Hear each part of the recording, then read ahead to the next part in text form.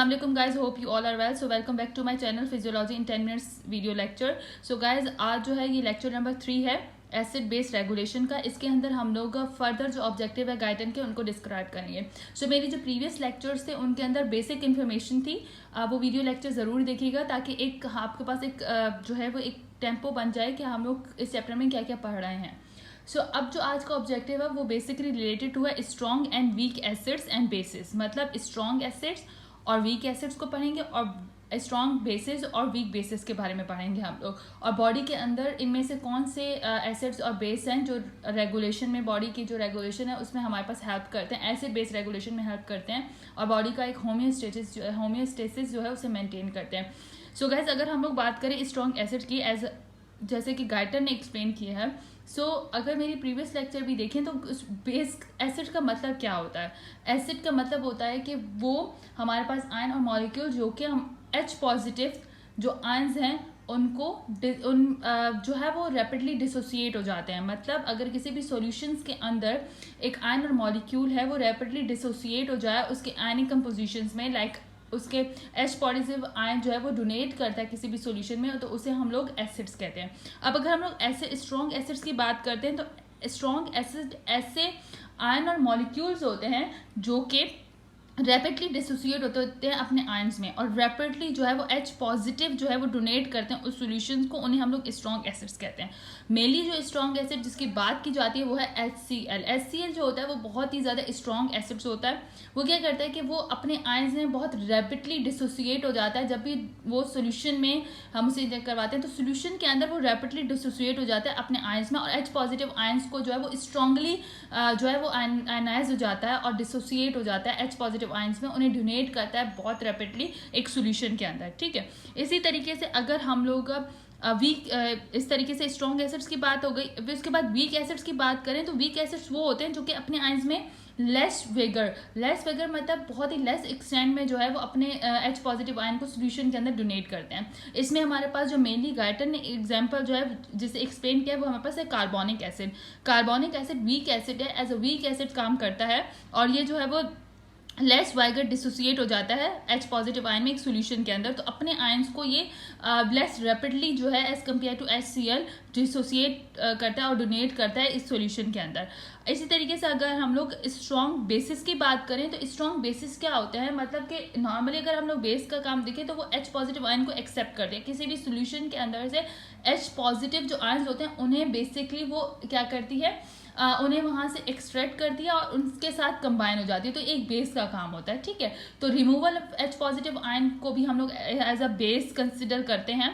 So base का क्या काम होता है कि H पॉजिटिव आयन के साथ उसे जो है वो अटैच होना होता है, बाइंड होना होता है. तो स्ट्रॉन्ग बेसिस क्या होंगे जो कि रैपिडली जो है वो बाइंड हो जाए H पॉजिटिव आयन से उस सॉल्यूशन के और रैपिडली जो है रिमूव करवाएं H पॉजिटिव आयन को उस सॉल्यूशन से. इसी तरीके से अगर हम लोग वीक बेसिस की बात करें तो वीक बेसिस वो होंगी जो जिनका इफेक्ट लेस हो, मतलब वो लेस एक्सटेंट पे जो है वो H positive ion of solution से जो है अटैच्ड हो, बाइंड हो, या फिर जो तो ये हमारे पास वीक एसिड्स की बात हो गई. तो वीक एसिड यहाँ पे हम लोगों ने वीक एसिड, वीक बेसिस और इस तरीके से स्ट्रॉन्ग एसिड्स और स्ट्रॉन्ग बेसिस को हम लोगों ने डिस्क्राइब कर लिया कि कौन कौन सी. अब अगर हम लोग स्ट्रॉन्ग बेस की बात करते हैं कि उसके अंदर नॉर्मली जो एग्जांपल जिसे गाइटन ने जो है वो इलिस्ट्रेट किया है और डेमोन्स्ट्रेट किया है वो हमारे पास कौन सी है, वो हमारे पास OH नेगेटिव है.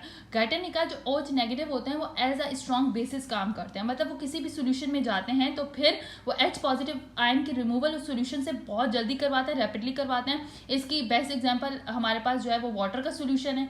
जैसे OH आयन किसी भी सोल्यूशन में हो तो H पॉजिटिव वहाँ से एब्जॉर्ब करते हैं, वहाँ से बाइंड करते हैं, H पॉजिटिव को एक्सेप्ट करते हैं और वो वाटर बना लेते हैं. तो ये एक बेस्ट एग्जांपल जो है एज अ गाइटर ने यहाँ पे डिस्क्राइब की है. उसके बाद अगर हम लोग बात कर लें कि वीक बेस कौन सी होती है तो वीक बेसिस वही होती हैं जो मतलब लेस रैपिडली जो है वो H पॉजिटिव आयन को सॉल्यूशन से रिमूव करवाएं या फिर उनके साथ बाइंड हो लेस रैपिडली. तो वो कौन सी हमारे पास यहाँ पे उसने कार्बोनिक जो हमारे पास कार्बोनिक जब हमारे पास एसिड होता है उसको अगर डिसोसिएट करते हैं H पॉजिटिव HCO3 में होता है, तो वो जो HCO3 होता है जिसे हम लोग क्या कहते हैं, हाइड्रोजन कार्बोनेट कहते हैं. हाइड्रोजन कार्बोनेट को यहाँ पे इसने वीक बेस के तौर पर लिया कि अगर हाइड्रोजन कार्बोनेट जो होता है वो लेस जो होता है लेस अमाउंट में रिमूवल करवाता है H पॉजिटिव आयन की, और लेस रैपिडली जो है वो मूवमेंट करवाता है, उसमें इतना रैपिड नहीं होता कि वो इतने स्ट्रांगली जो है वो H पॉजिटिव आयन को एक्सेप्ट कर सके।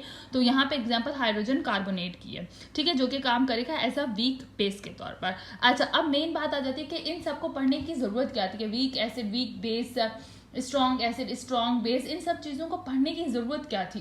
कि हमें तो पता है जर्नली, हम लोग तो इंटरमीडिएट लेवल से ये चीज़ें पढ़ते आ रहे हैं कि स्ट्रॉन्ग एसिड कौन है, स्ट्रॉन्ग बेसिस कौन है। हम लोगों ने कार्बोनिक एसिड को एज अ स्ट्रॉन्ग जो है कार्बोनिक एसिड को as a weak base, weak acid ही पढ़ा है, और हमारे पास जो है HCl है उसे हम लोगों ने हमेशा स्ट्रॉन्ग एसिड के तौर पे ही पढ़ा है, और इन सब चीज़ों को हम लोग पहले डिस्कस करके आ चुके हैं। तो अब यहाँ पे क्या काम था इनको पढ़ने का?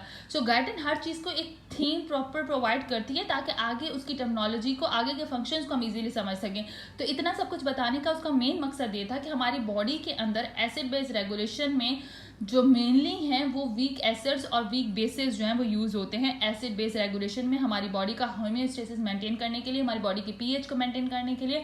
नॉर्मली हमारी बॉडी में वीक एसिड्स और वीक बेसिस यूज होते हैं। ये लाइन बताने के लिए गाइडन ने इतना सब कुछ डिस्क्राइब किया है कि वीक एसिड्स क्या है, वीक बेसिस क्या है, स्ट्रॉन्ग एसिड्स क्या है, स्ट्रॉन्ग बेसिस क्या है। तो अब इसकी मेन थीम को याद रखिएगा कि most acids and bases in extracellular fluid that are involved in normal acid base regulation are weak acids and bases।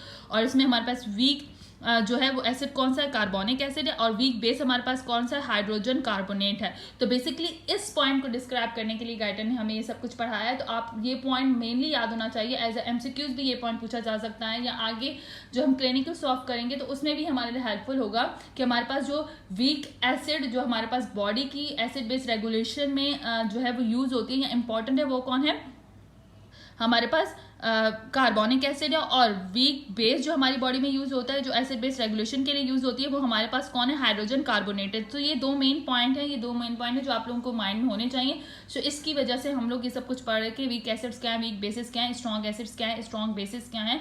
So I hope ये लेक्चर आपको समझ आ गया होगा कि हम लोगों ने किस तरीके से स्ट्रॉन्ग और वीक एसिड्स को और स्ट्रॉन्ग बेसिस और वीक बेसिस को गाइडन ने डिस्क्राइब किया है।